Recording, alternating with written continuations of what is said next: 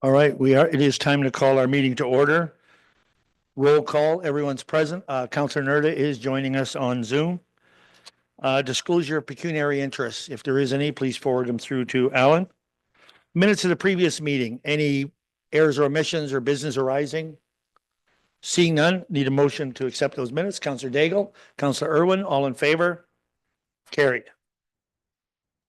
All right, first item is a notice of public meeting to consider application ZBA 2024, located at 3610 West Corner Drive.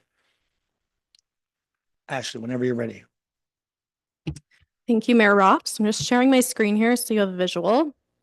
So I'll just zoom in. So the entirety of the farm parcel in question is in the yellow highlighted area. However, the proposed on-farm diversified use is just up along this regulated boundary here, if you can see where my mouse is.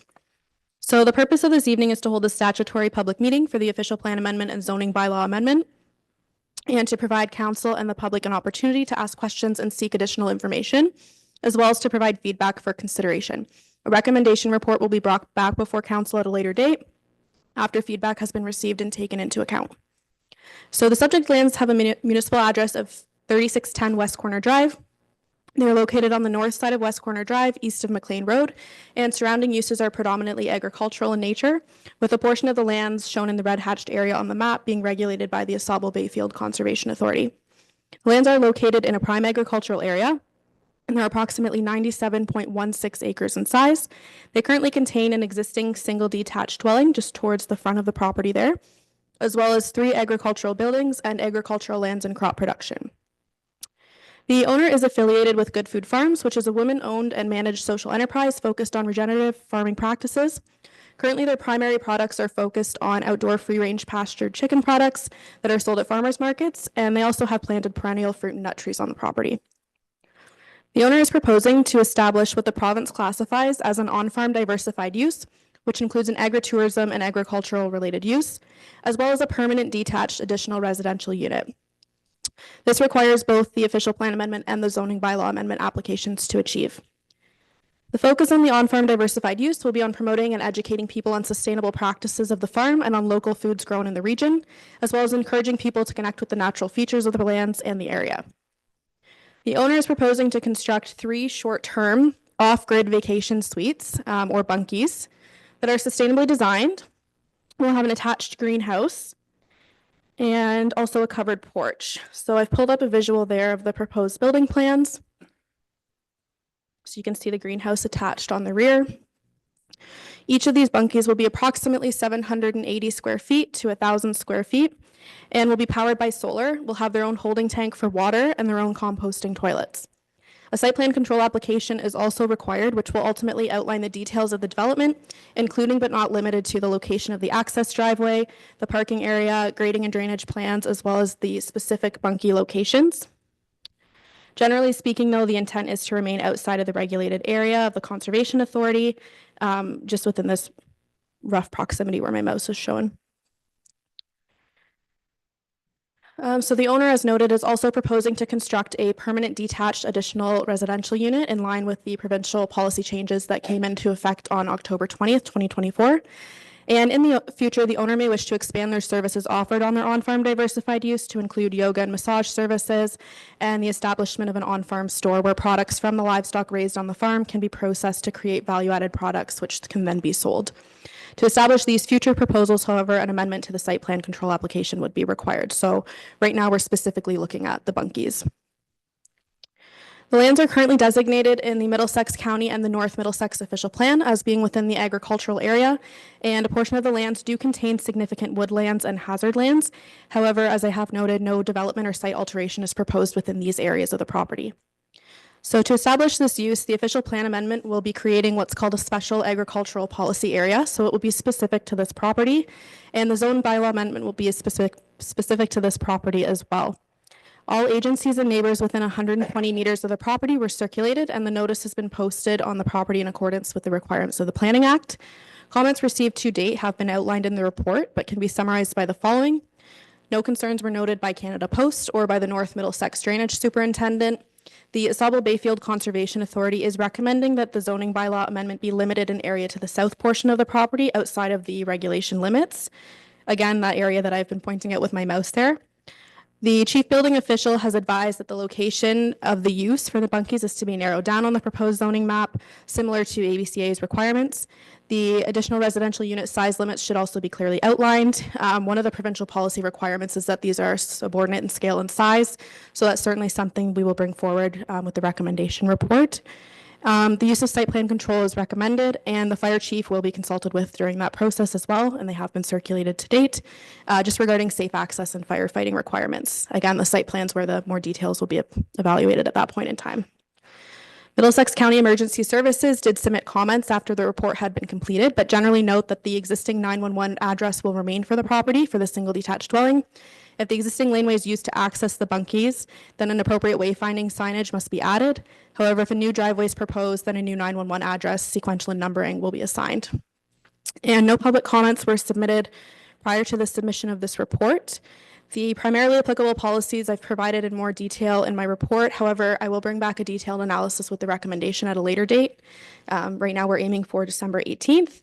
And we will also incorporate any comments received this evening from council and the public, and any additional agency comments we receive. The recommendation is for my report to be received for information. And I believe we have the owner and their consultant on the line should you have any questions. We do have them. Is there anything that the applicant would like to add?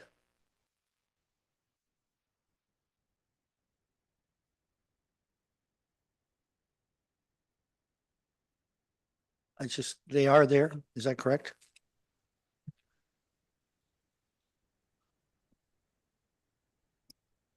Good evening. Okay. Good evening. Is there anything you'd like to add at this time? Yes, thank you, Mr. Mayor. My name is Rita Jabor, and I'm the land use planner for the applicant. I'm also the author of the planning justification report prepared in support of the application. We support the recommendation of the planning staff. This is agritourism use, as was explained by Ms. Sawyer. And as mentioned in the staff report, Good Food Farms is owned and managed social enterprise focused on regenerative farming practices. And the farm vacation suites are really proposed to help enhance and promote the activities of the farm. So in terms of additions to what Ms. Sawyer has already mentioned, we just want to say that we support the recommendation of the Conservation Authority to limit the rezoning to the southern end of the property. But we also want to note that we are subject to site plan control approval. So during the site plan control approval stage, we actually will work with the Conservation Authority, with the county, and with the municipality to identify the appropriate location for the farm vacation suites. So even though we support the recommendation to limit the rezoning to a certain area of the lands, we also would support not putting any restrictions on area and allowing the site plan control process to dictate the location. And that's all I have to say. I'm available for questions. Thank you. Okay, thank you. Is there anything, Ashley, you would add to that last comment? No, I think we'll have some additional discussions between now and the recommendation report coming back with the Conservation Authority as well as the chief building official.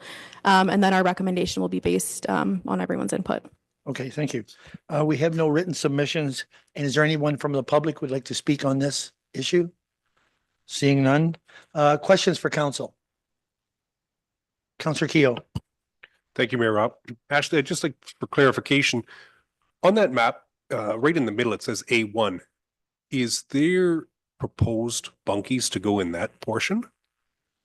Like in that hazard area? Through Mayor Rob. So no, the intent is to remain entirely outside of the regulated limits.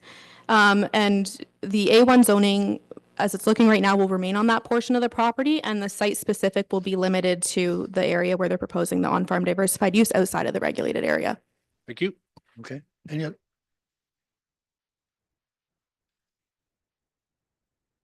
Okay. Go ahead, Councillor Nerda. Thank you, Mr. Mayor. I just have a question about the 3 proposed bunkies. Are they going to be leased out, or are they strictly for farming practices, for a kitchen or the other intended uses you made in your report? Or are they going to be rented out, short-term rentals? Through Mayor Rob, perhaps I'll let Rita speak to that a little bit closely, but my understanding is that they'd be for short-term rentals in line with the on-farm diversified use policies put forward by the province. Thank you. Thank you. And through the mayor, if I may, to Councillor Nurta. Yes, in addition to what Ms. Sawyer has already explained, the bunkies will be rented for short-term purposes. So the purpose of the bunkies is to allow the public to enjoy the farming activities that occur on the farm, and to help educate them on regenerative farming practice and sustainable farming practices. So they aren't actually intended as accommodations for farm help or for any purpose related to the farming operation other than for agritourism purposes.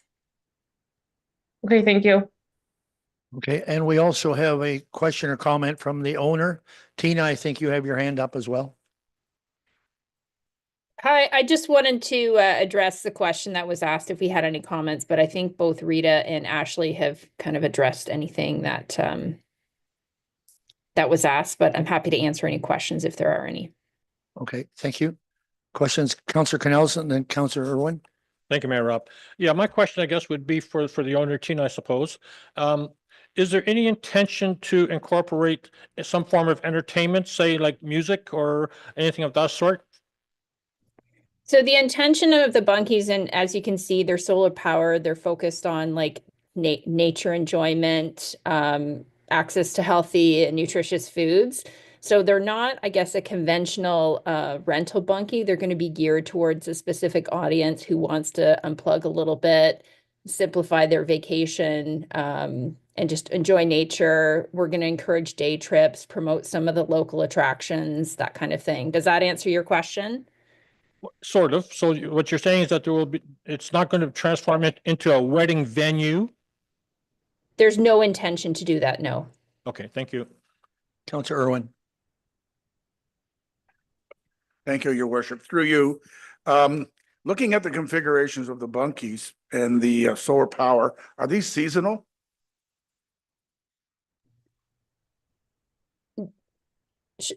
Am I the best person to answer that, do you think? I think so. Tina, go ahead. Okay. So I think the intention is to set up the bunkies to allow for winter accommodation, but depending on, I guess, budgets and any feedback from the emergency services, we'll adapt to, I guess, what makes the most sense. So the bunkie would be, there's going to be some in-floor heating installed in the concrete floor, and then we will also have a wood stove. So it could be used all seasons, but we'll work with emergency services or any other feedback from the municipality in terms of what makes sense. Okay. Councillor Canellis, another question? I do. Your reply there raised another question for me. If you're open in the winter, will you then have like skidoos there as well? I guess we wouldn't restrict any snowmobilers to stay unless there's a reason that that's being asked of us. But because I think there are some trails in the area, so it could be an option, but it's not our target customer base. So it's not going to be like for snowmobile clubs? No, that's not the intention. I mean, I think a lot of snowmobile clubs would prefer something with more amenities. So, I mean, there may be some snowmobilers who would like this kind of accommodation, but I don't think that's the intention.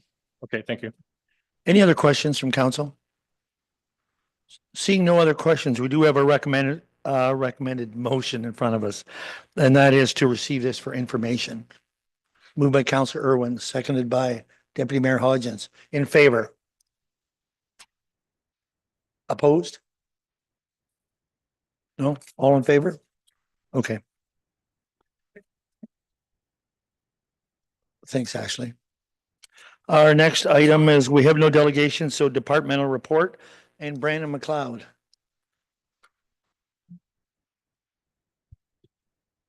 Through your worship, this report is to recommend a 2025 asphalt program on Sylvan Road between Townsend Line and Elmsville Drive. Because Middlesex County is paving 3 of their roads in North Middlesex, staff are recommending to do a 45 millimeter lift of asphalt on Sylvan Road between Townsend Line and Elm Tree Drive. Staff are recommending to join Middlesex County's tender process of paving in January. That offers the municipality a better price than the municipality can get tendering themselves.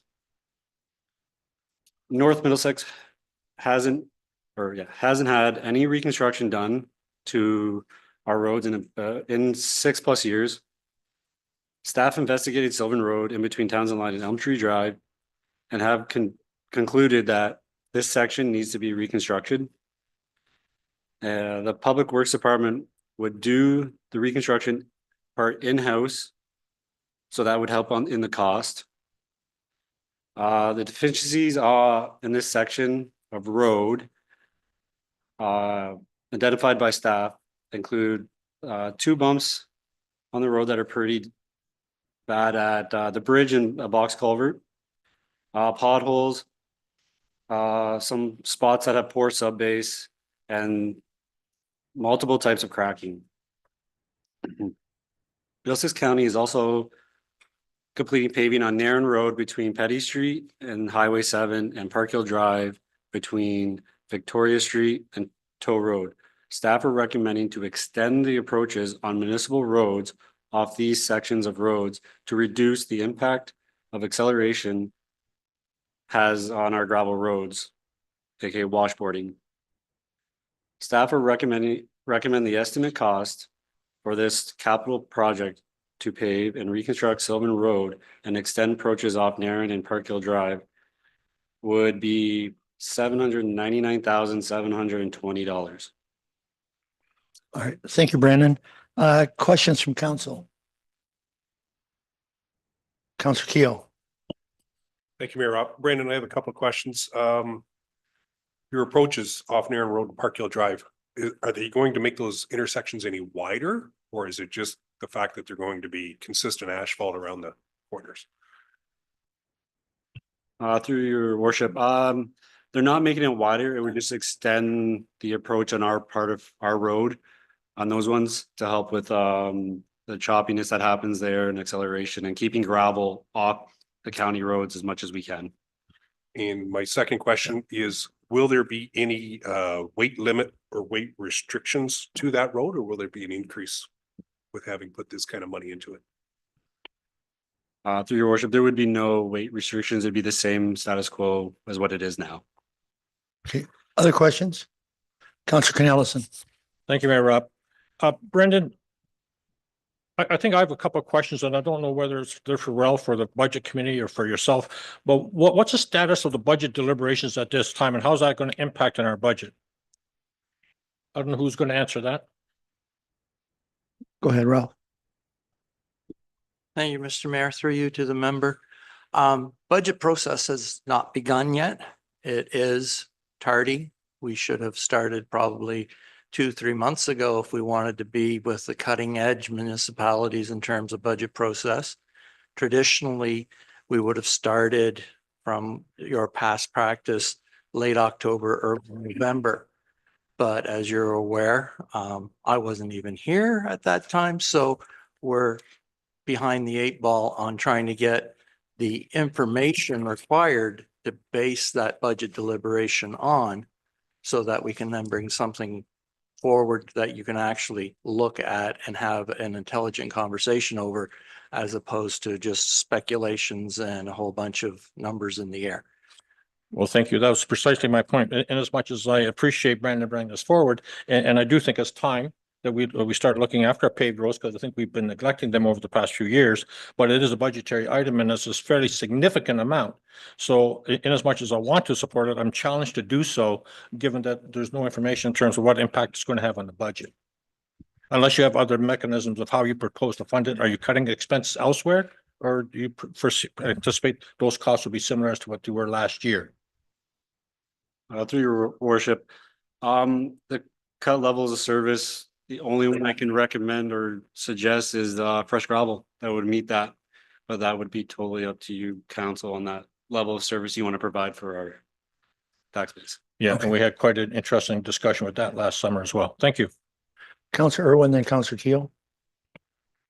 Thank you, your worship. Following my colleagues' questions, it raised 2 points that I'd like to have addressed. If this was a capital budget item, how would we fund it? To you, your worship. Through you, Mayor, to the member. At this point in time, it would basically be a question of, do we want to raise levy or do we want to borrow money? There is, to my knowledge, no external funding source that this is going to fall into. We might be able to horseshoe it into one of the existing programs that we're receiving funding for in order to allocate funds from that. But then that's just something else isn't going to get funded from that existing funding anyway. So it is going to be a question of which do we prioritize for which bucket? Go ahead. And Follow my up. second question, and it does also relate to funding, your worship. We're proposing to approve this project now for a potential savings. Do we have an understanding of what that savings would be? Would it be 10%, 15, 20? How big would the savings potentially be? Do we have any sense of that? Brandon, do you have a night? Yeah, through your worship, it would be roughly around probably 10%. Okay. Councillor Keo? Thank you, Mayor Rob. Question to the interim treasurer. Having not been here that long and exploring every app or exploring everything that's in the books, I was asking perhaps maybe we just hold on this till such times as we investigate if there was anything left in our rolling roads recommendation. If there was any money left over or that we could put toward this, because it is a significant amount. And with the upcoming costs that we're going to incur, we have to be frugal in some areas. So that's what I'm asking on that. Would council be okay with checking into that before we make a decision? Or Brandon, do you have? Brandon, go ahead. Speak to it.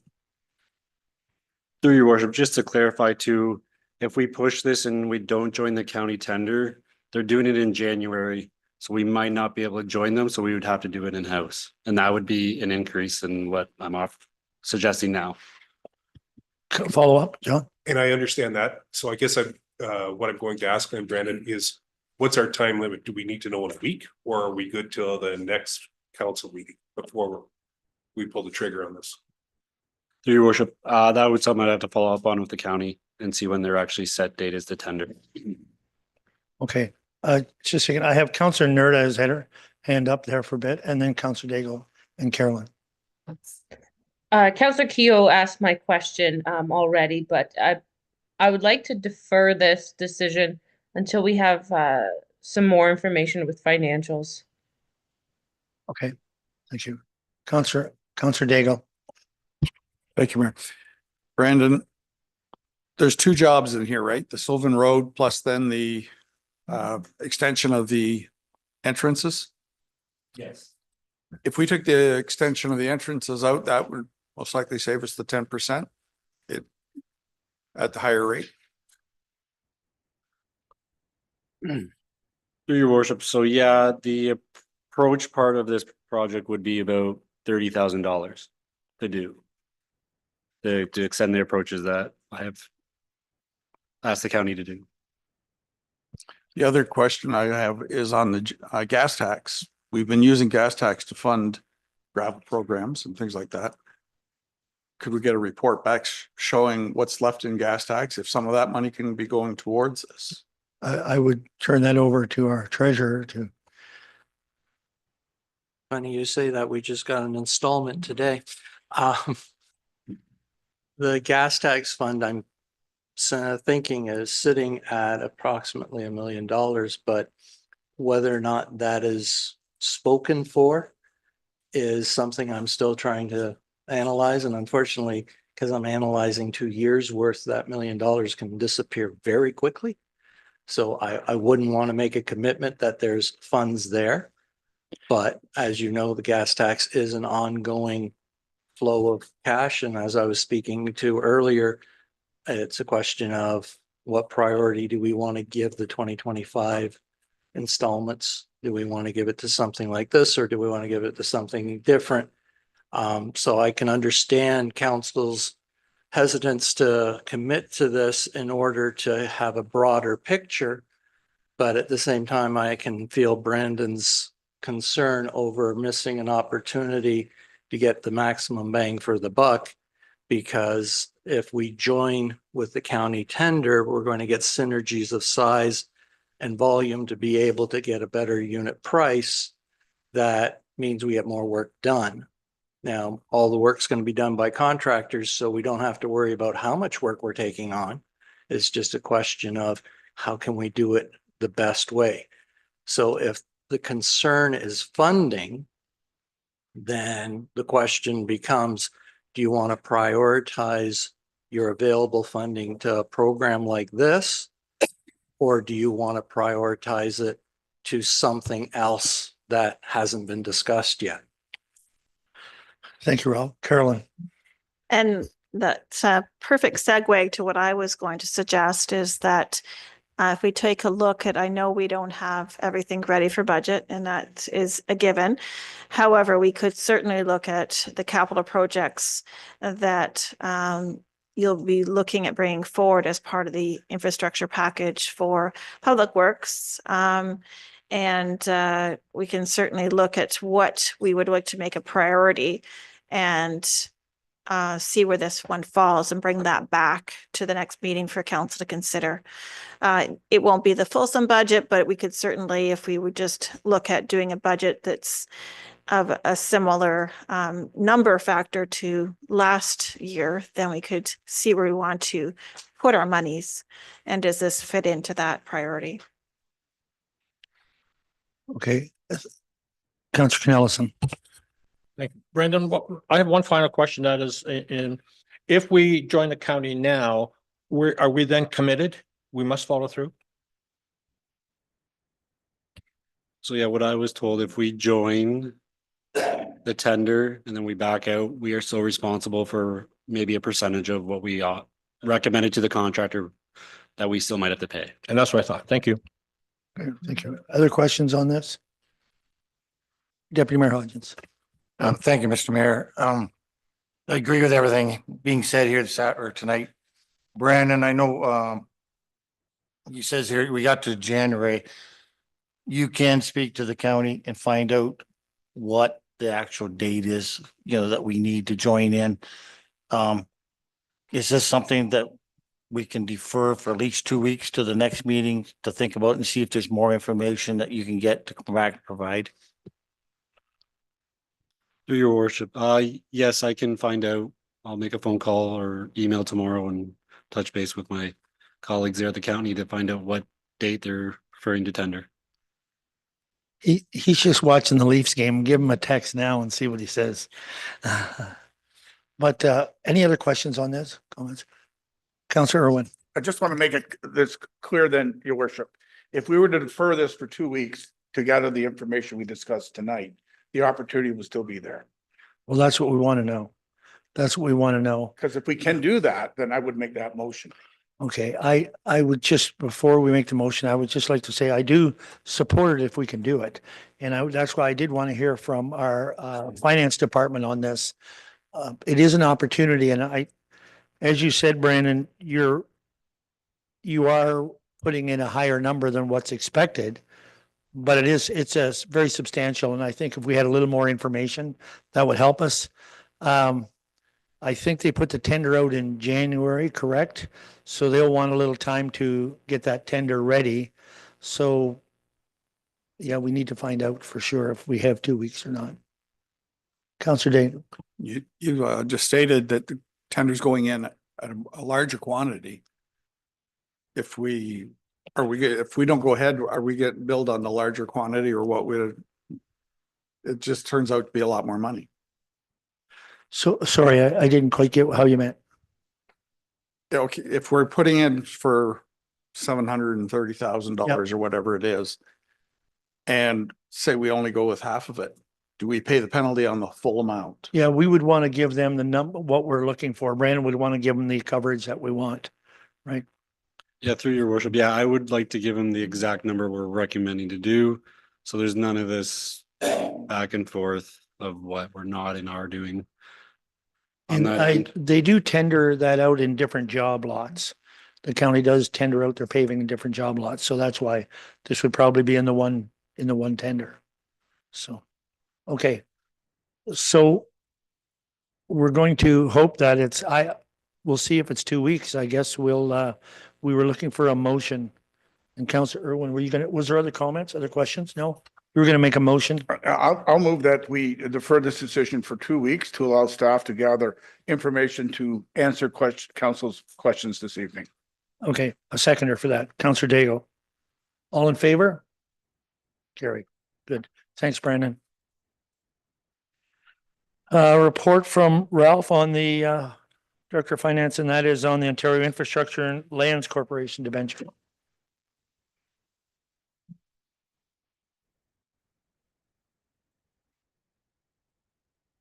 Sorry, Your Honor, I had to log back in, timed out.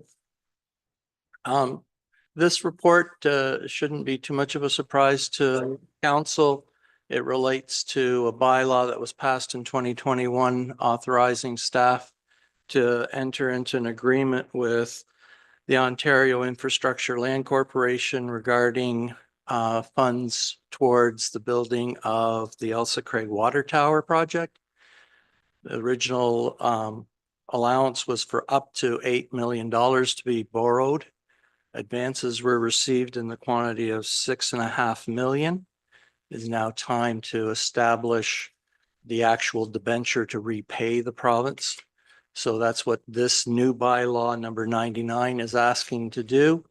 And it has a 20-year term with a 4.59 interest rate, which unfortunately means that over the next 20 years, we'll be paying back 10 million for the 6.5, so 3.5 million in interest over that 20-year period. Other than that, if there's any questions, I'll answer what I can. Okay, thank you. Questions from council? No questions? Councillor Keogh, then Councillor Daigle. Thank you, Mayor Rob. Ralph, if memory serves me correctly, when I was scanning through this, it was semi-annual payments of 200 or 250,000. Is that correct? Yes. Okay. Councillor Daigle. Does the debenture allow for full payment in advance if you have the money? Through you, Mr. Mayor, to the member. No, it specifically states you're not allowed to do that.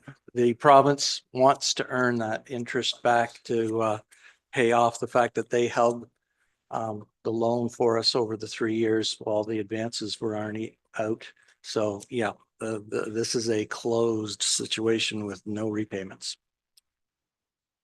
Okay, other questions? No other questions. We have a recommendation in front of you. Moved by Councillor Canellis and second by Councillor Daigle. All in favor? Carried. Thank you. Committee reports, Lake Huron Primary Water There's a meeting tomorrow afternoon, tomorrow. Mayor Rob, yeah. ABCA. Yes, thank you, Mayor. Felicia, can you bring up that map that I've had added to the agenda? Okay. So at our last DeSalvo Bayfield meeting, they brought forward and nice, of course, the Park Hill dams and then the special benefiting for the dam. So I have some questions on that. And what you see, that black line going up high into Huron County, coming down and encompassing, going to North Middlesex and then going on over to the lake. So I asked the question, I said, well, if I'm looking at this properly, I said, it looks like we're taking a lot of water from South Huron, some of ours, and we're preventing it from flooding some of our property, but a significant portion of Lambton Shores as well. So why are we paying the line shore of the special benefiting? In addition to that, I said, as you can see, North Middlesex has no lake shore, yet we contribute to the lake shore. So why, on the basis that the argument is that it's one watershed, but if the lake shore is one watershed, why is this not one watershed? And of course, they were a little frustrated with me and they didn't get an answer. But the GM is willing to come to our council meeting, and I think to also to discuss their budget. So I would urge all of you to ask those questions when Davin is here to get some better understanding, because apparently this was negotiated back in the sixties and no one can recall what exactly was discussed or how they came to this conclusion.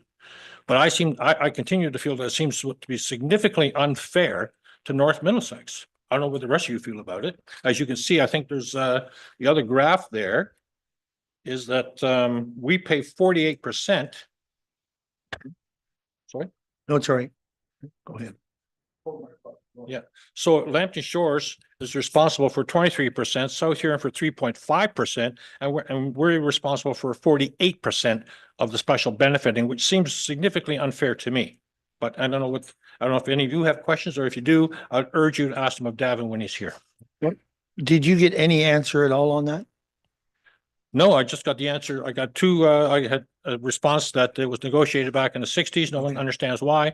I was also cautioned not to push it too hard because we may get caught in other areas.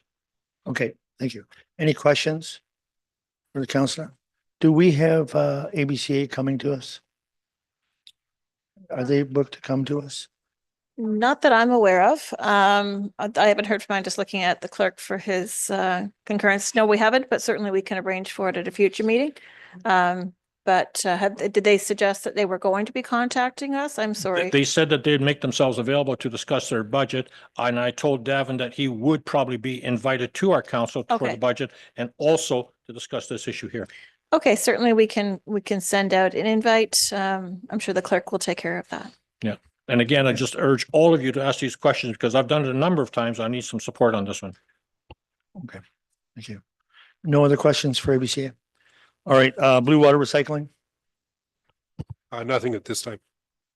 nothing there. Economic Development, We have a meeting December 12th. December 12th. Local School Advisory, The June minutes are there, approved for, if there's any questions from council. As I stated at the last, council meeting, the November meeting raised the issue around the potential need for a delegation for Roma around ensuring that, Ministry of Education understood our growth in the community, and I think a request went forward for delegation for Yeah, Roma. we haven't heard yet though, have we? No, it has been submitted and we have not heard back. All right, Rec Committee. I think there's some minutes, but then there's also recommendation. Go ahead. As you just finished saying, there are minutes there if anybody has any questions on them. But number two is the future sign dressing room signage. And it is, I most likely won't give it as well as Brandon will, but it's an ability for us to advertise our dressing rooms and local products at the same time at no expense. They put this in. It can be a revenue generator down the road. Once they cross a certain amount, once I think they get their money back, they put in a specialized monitor and computer system. They run that system. But our dressing rooms can be advertised. It's almost like picture in picture on TV. We get one picture out of it. They get the outside edge for advertising. You'll see it in a lot of medical offices and different places, other arenas. It's a way to draw funds. Okay. Brandon, do you want to add to it as well? Yes, to the mayor and members of council, just to piggyback on that. Essentially, our current dressing room signage is quite outdated. We've had it for quite some time and it's basically stuck on our server, so we can't access it unless we're tied to the server, which becomes problematic if currently only one computer has access and our IT team struggled to be able to get us connected with it. When this issue arose, I started looking elsewhere for dressing room software, seeing if there's more modern solutions. The common theme that I found with municipalities around us is FutureSign. All of them use their dressing room software in terms of Lucan Biddulph, Middlesex, and Strathroy, Caradoc. They essentially provide a screen for us and the software for us, as well as all the tech support needed. That's what the municipality gets. In return, what they get is the opportunity to advertise around it. So they go to local businesses. They work with me on saying, here's the list. What do you think? Who should we be going to for this? Obviously, they're going to go to the people who advertise us with us right now to say, you know, in addition to this, do you want this? We wanted to come to you first. If not, they'll pass. And if they can sell all the advertising slots, we'll proceed with it. If they cannot, we will not proceed with it because they need to sell so many adverts to make it worth their time. And then their funding model is, it cost us this much for your screen. It costs us this much for that software. So after year 3, we're considering that paid back. And then year 4, we're going to start kicking you back a portion of that advertising revenue, but they're taking care of everything for us. And in return, we get dressing room software that's functional. Our local businesses get another place to advertise if they wish. And in terms of risk perspective, if there are no local businesses out there, the sign just doesn't happen and we move on and try and find a different solution. So. Okay, thank you. Any questions? Councillor Keel. Thank you, Mayor Rob. I'd just like to add to that future signs, they're the ones that are doing all the legwork. So it's really not occupying any time of our staff whatsoever. So. Okay. Any other questions, comments? Councillor Canellison. Mayor, I actually have a question for Councillor Irwin from the School Advisory Committee that I overlooked previously. I thought it was in the wrong area. Okay, let me just finish this and we'll come thank back you. to it, okay? Any other questions or comments on this report? Seeing none, we have a recommendation in front of you, which moved by Councillor Daigle, second by Councillor Keel. All in favor? Carried, thank you. Now, go ahead, Councillor Nelson. Thank you, Mayor Rob. My question is on the Youth Advisory Committee. What's the status of that? Because we've been discussing it for some period of time. I'm very excited that this should come forward, but I haven't seen anything materialize yet. Well, it's not the Youth Advisory Committee as part of this group. That's part of Recreation. However, we have now a youth representative from the high school as part of the local school advisory committee, and they come from the student council. Okay, I just asked a question because it was under your category. Thank you. Thank you. Okay, policy committee. Oh, sorry, Brandon, go ahead. I can answer the councillor's question. So through the mayor to the councillor, I'm hoping in the new year to try and kickstart that with the new position coming online in the recreation side of things. That should free up a bit of time where I can actually kickstart this and actually start to get it up and going. So whether that looks, it may pivot a little bit from a full committee itself and may morph into more of youth coming into the recreation committee, as I've talked to some neighbors who are starting to struggle with their youth advisory committees, but certainly something will come of that in the new year. Thank you. I look forward to it. Okay, thank you. Policy review committee, and there is a recommended motion coming out of there. Brandon? And I'll just speak to the electronic sign policy because I did want to speak to everyone on that. So to the mayor and council, just with this policy, this is specifically for the sign that is going in at Ye Old Town Hall. Back in early spring and summer, Carolyn and I have met with the members of Ye Old Town Hall and talked to them about this sign. So one of the changes that we're incorporating is that they will have 2 slots on that sign specifically to replace the sign that they used to have. They had sole use of that. So now that we are taking over that, they will go through Felicia with what they want on the sign. Felicia may help spruce it up a bit, and then they will have 2 slots. So that's a big change. And then most of the rest is just title changes, but I did want to point that out. Thank you. Thank you. Any questions? Any questions for Brandon? And that is out of 5 slots. So there will be 5 slots plus a time of day. And then in critical events that we need residents to know about, at that time, we will just put 1 constant message out there if we need to, but otherwise they will always have 2 out of 5. Perfect. Thank you. Councillor Irwin, you had your hand up, I believe. Oh, yeah, not a question, just congratulating on the consultation process with Old Town Hall. Having the control of the sign for over 20 years, it must have been a challenge for them to give up that complete control. But I am glad to see no one on a ladder on a night like this changing that sign over. So I'm glad to move on. So Brandon. And I'll just mention that sign, we do have the foundation report, and the sign was hoping to go in this week. I'm really pushing on them to get it in before the Santa Claus parade.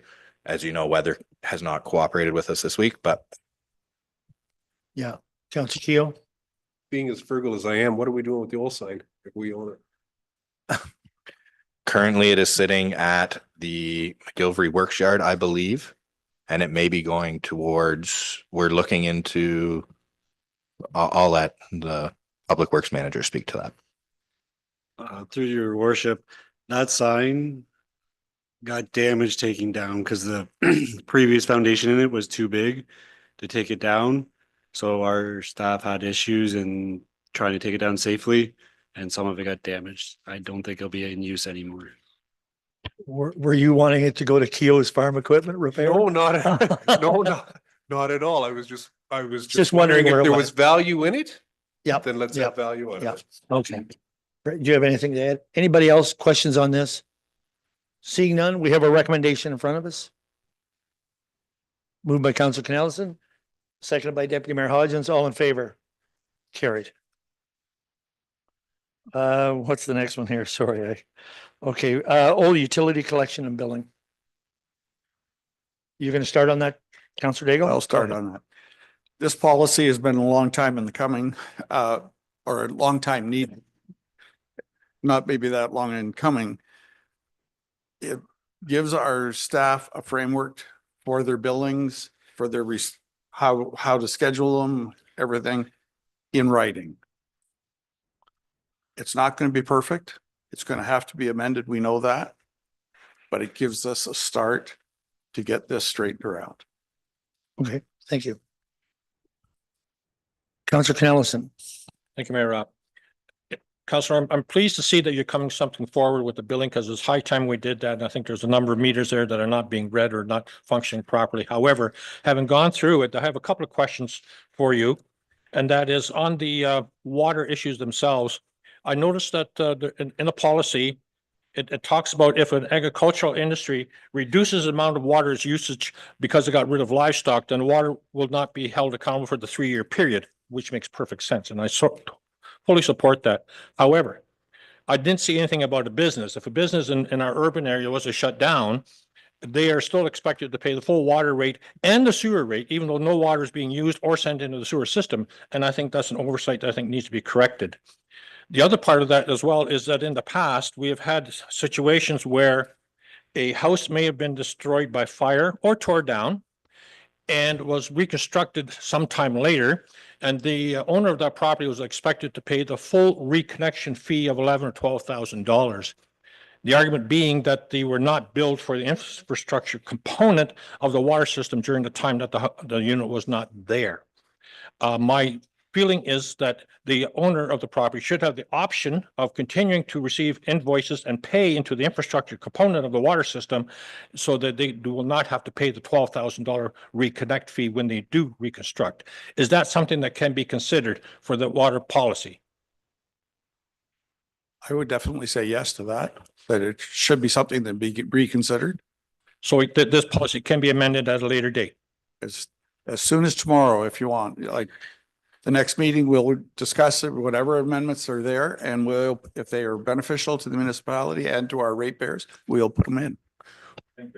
Right, yeah, it's a council decision as to whether to enforce that, but we'd like to talk to staff of what that means for their workload, for how they're going to make that work. The first one I think is pretty reasonable. I mean, that's, if it's a business, should be the same as agriculture, but to the other one, I'd like to hear from staff how that will work to do it. Okay, but point well taken. It's a living document, right? Other questions on this? Comments? Seeing none, we have a recommendation in front of us. Moved by Councillor Daigle, seconded by Councillor Irwin. All in favor? Carried. Thank you. Yep, go ahead. Can I just make the comment, Mandy did come to the meeting tonight. She has put a lot of work into this project and it's a long time coming. So I just wanted to thank her for all her hard work. I know Jaden worked with you as well, but thank you, Mandy. Thanks, Caroline.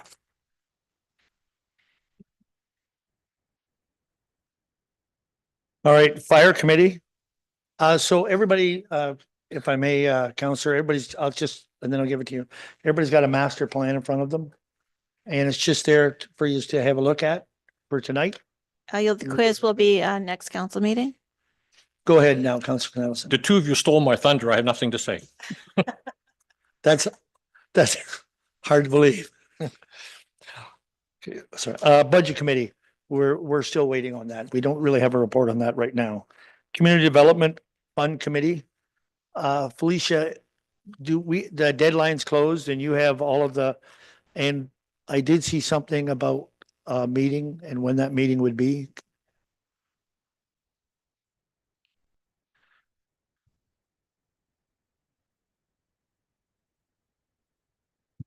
We're hoping for the meeting to be in the new year. It was January, but we have to look back into that meeting date just because county council. Okay, But yes, the application deadline has closed and we have received the applications. okay. Counselor Irwin. Thank you. Excuse me. Thank you, Your Worship. Through you, I just have a question in terms of any metrics or data. Do we know how many submissions there were? Have a count or how much the total amount was asked for?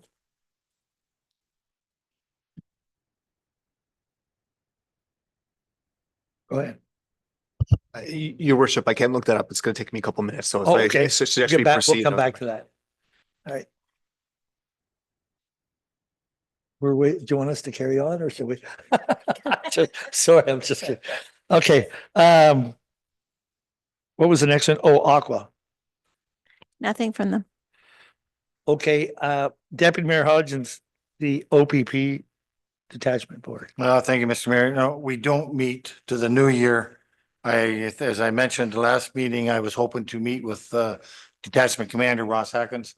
And this week, well, due to weather, I Right. figured they're busy on the roads and it wasn't no point. So sorry, I'm going to try and get that accomplished next week if the weather's better.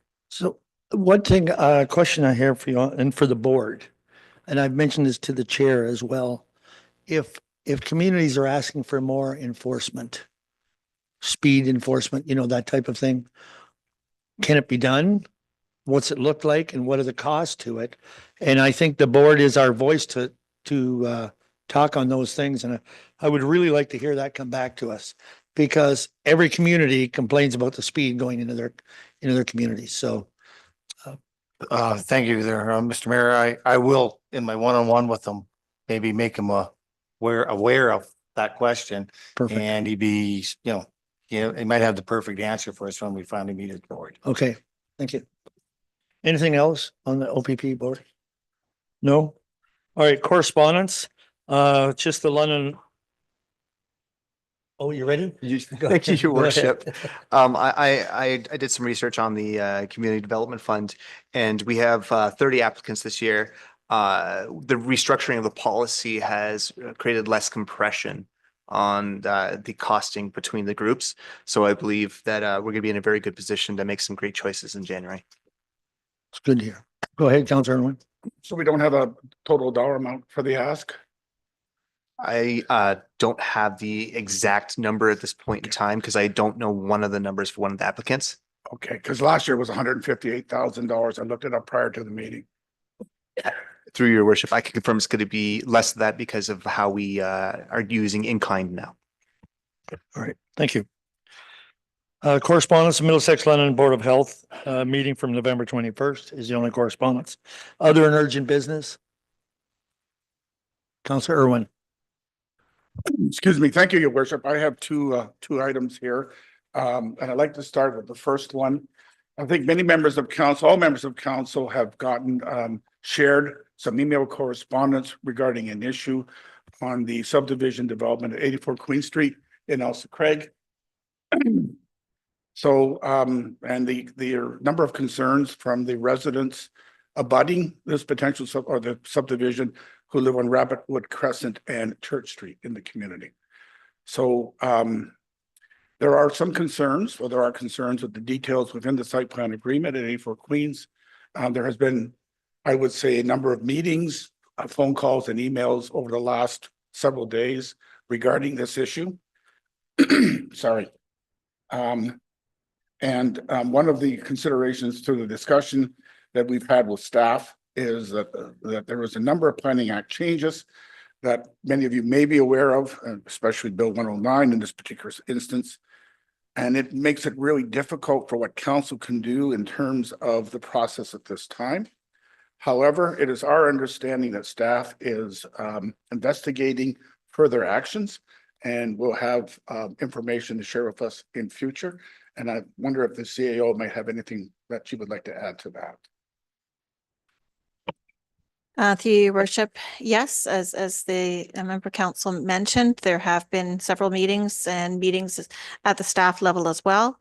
At this point, it is an approved site plan for the project. However, there's a number of steps as we move forward the development for approvals and so on that need to be taken care of. So through that process, we'll be dealing with those and hoping to address maybe some of the concerns from the community and potentially putting this into a better light as we go forward.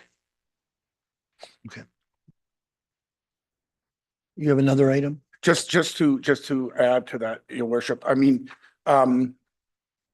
so we're in a challenging position because I think everyone in council really likes this development and what it's going to do for our community, much needed. And everyone, members of council are very sensitive to current residents in the community and their concerns. So I'm looking forward to staff coming back with some of the potential investigation findings for us that hopefully we can have a look at. And again, my challenge, this is the challenges that the province have made in the Planning Act and what we as council can and can't do at this time. Your worship, if I may just add, the items that we'll be dealing with will be at the staff level. However, staff will make every effort to make sure council is kept apprised, but it is not items that will be brought back to council for council approval. That unfortunately is passed. At this point, it's the decisions as part of the process of implementing the site plan as well as finally the building permit as well. Okay. Did you have another item? I have an assistant this evening, Your Worship, and I'm going to keep her. Okay. I also would like to share with council the recent work of the Environment and Sustainability Working Group, who with other communities had a tour of Tri Recycling last Thursday, as well as presentations from Tri Recycling and BRA. Three other members of council joined me on the tour. Councillor Dago, Councillor Cornelison, and Deputy Mayor Hodgins, and they may want to add their thoughts to this. The focus of this tour was looking at potentially a waste diversion of both construction material and organic. And I'm not sure if council is aware, approximately 30% of our municipal waste is construction material and about 20% is organic by weight. But by configuration, the landfill construction material is obviously more. Our current waste facility, Watford, has about 6 years left in life. There hasn't been a new waste disposal site approved in Ontario since 1992. So there are some real challenges there. Large urban centers have to, at this point, divert organics from the waste stream. Smaller communities like ours don't at this point, but BRA and Tri have a system in place that they could implement quickly if we wanted to move in that direction. And that may be something all council would want to have a presentation on in future. I was very impressed, and I think my fellow councillors were as well, in terms of how they took the product and made it into sustainable, reusable products, topsoil, and other products. So, and that's practically everything. I think they said they get $280,000 worth of steel or nails or something a year out of recycling alone. It was a pretty impressive presentation. 4 other municipalities joined us on the tour, so there were about 25 of us in the school bus touring the Tri Recycling site, which is very impressive as well. And I'm wondering if any of the other members of council who attended the tour would like to add anything to it. Councillor Daigle? Thank you. They toured us first through their construction and demolition area. And as you can understand in the city and that you get everything. And they managed to reuse or recycle into another useful product, everything except about 15%. 85% of the rest of the material is reused. Asphalt shingles are going to be an example. They pile them, let them age a little, crush them, and they make trail material. And they took us to their park where it's been used as a trail material for a number of years, and it's fantastic. It's on par with chips and dust. And it's a building material that's there. They took all the wood I think it's the treated lumber only on that side that they deal with. And it gets broken down and mulched. But when we went across the road to the organic side, they had tons and tons, rows and rows of it, I guess you could say, of food products. And we hear all these people around the dumps complaining about smell. He said, do you smell anything? They use an oxygenated program where they pump oxygen through these so many minutes out of 12, I think it is. 7 to 12 minutes out of 15 or something. I'm not sure what it is, and it brings the breakdown on a lot quicker, to the point where they have to be careful. They have to temperature sensors because it will catch fire. It's decomposing so fast. But it just goes through this process. It goes from this row to the next row, gets done, and then it's sold to Scott's Fertilizer. And that's Miracle Grow and all the other things. So it's a fantastic win for them, for us, in all these products going. They do a clean wood mulch. And it's unbelievable to see it go from the one process to where it's going out the door, as companies buying it to put in their mulch bags, and all they have to do is dye it. Not dye it, but change its color. Change color. Anyway, it's a program we could get behind quite easily by just even on our own landfill, having a set area, and Tri will come and clean it out of construction materials. Okay. Yes, it could be a win-win. I think that's a great win for Brandon to find out more on as well. Councillor Cornelison. Well, I was the skeptic on the tour, because I thought there's no way you're going to convince me that this is going to make any sense for a rural community. But I came away with a different point of view. I really did. I would support everything that both councillors here have said. I think the highlight for me, though, was the toilets and the ceramic material that they recycled into aggregate. I thought, well, I never would have believed that, but they did it, and it looked amazing. So I came away with a different point of view. However, as I've shared with my fellow councillors, the two things that convinced me, I suppose, the most was that there's no cost to the residents, and it's optional if they choose to participate. And I think those are key elements for my support. Thank you. Councillor Irwin. And what, excuse me, and one final issue, your worship, is they do have a system for leaf and yard waste pickup that is relatively inexpensive. As you know, I have brought this issue to 2 budget meetings in the past. And I think this is something we may want to look at next year's budget meeting. I would really appreciate potential to have leaf and yard waste pickup in Elsa Craig, especially with the new subdivisions, because where are people going to put the leaf and yard waste, except again in a bag in my ditch? I'm being a little flippant there, but really we need to consider that as an option as well. And I'm sure you mean in Park Hill and Elsa Craig and Nairn.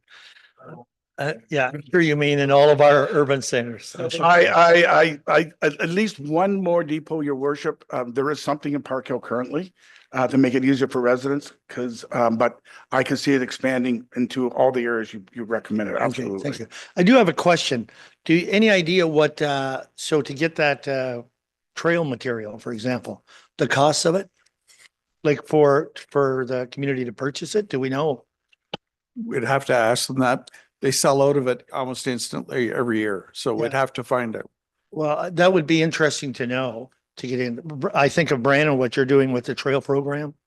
Yeah, to the mayor, I actually emailed our CAO while we were talking about it and said maybe we need an independent tour. I'm thinking if they're recycling plastics and thing like that, are they making park benches out of those plastics? Is that a possibility? How can we get involved on that side of things? But yes. Well, if they are, there is a company that does, makes composite like planking from the plastics, so. But yeah, those are the fence posts. But that was just a cost, because we also talk about that trail going outside north of Elsa Craig, like on Queen Street, when this is done, about having a walking trail. It'd be worth finding out more about. Right. Anything else on that? No? Any other business?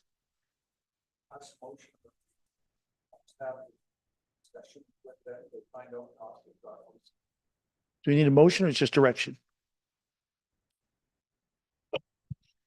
Your worship, I think at this point in time, it'd be appropriate just to provide direction, not necessarily a direction? resolution. Okay, so just change that to direction to have staff look at. Okay. All right. Any other business? No other business? All right. Communication, including county council. The highlights are there from the November 26th meeting. Councilor Canellison. Thank you, Mayor Ropp. At our last council meeting at the county council report, I specifically asked you if there was anybody running for warden, and you're kind of vague in your response. Has it been determined yet who the next warden will be? No, that's tomorrow night. Oh, is there any competition for that position? I have put my name in. Thank If you. that what you were getting at? Yes, I have put my name in. Okay, so reading of the bylaws. Thank you, your worship. That bylaws 92, 93, and 99 of 2024 be read first and second time. Councilor Nerda, Councilor Keough, all in favor? Carried. That bylaws 92, 93, and 99 of 2024 be read third and final time. Deputy Mayor Hodgins, Councilor Daigle, all in favor? Carried. Thank you. At this time, I'm looking for a motion to go into closed session. Councilor Keough, Councilor Daigle, all in favor? Carried. Thank you. And it is to previous closed minutes plus personnel matter about an identified